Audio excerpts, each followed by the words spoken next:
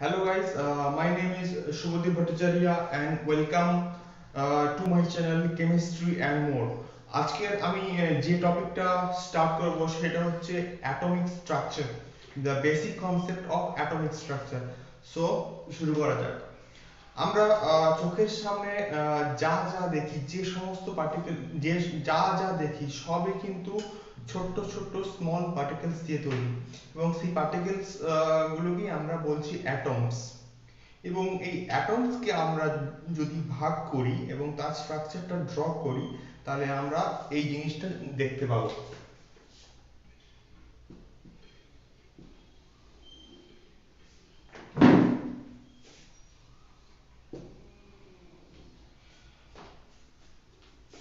অ্যাটমসের এই জিনিসটাকে বলা হচ্ছে নিউক্লিয়াস।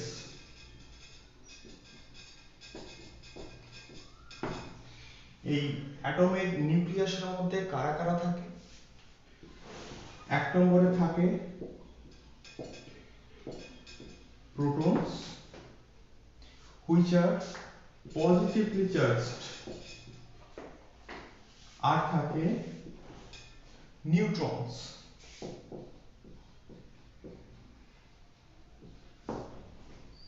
which are neutral।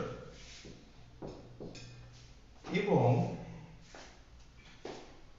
নিউক্লিয়াসের বাইরে অনেকগুলো অরবিট থাকে, যেই অরবিটে ইলেকট্রন গুলো সার্কুলেট করতে থাকে, ঘুরতে থাকে।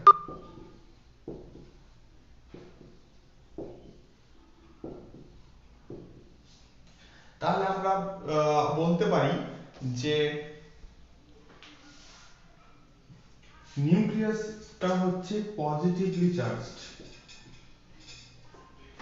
ঠিক আছে, নিউক্লিয়াসটা হচ্ছে পজিটিভলি চার্জড, আর বাদ বাকি যে অরবিটালে হচ্ছে ইলেকট্রন গুলো ঘুরছে সেগুলো হচ্ছে নেগেটিভলি চার্জড।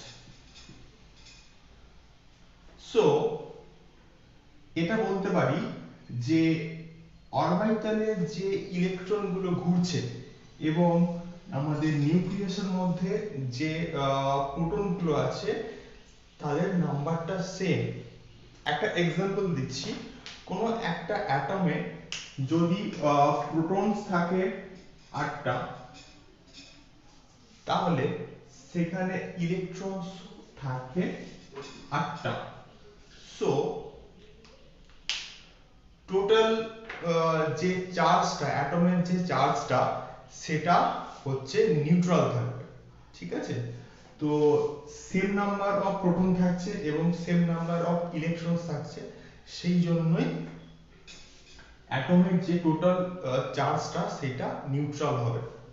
ঠিক আছে।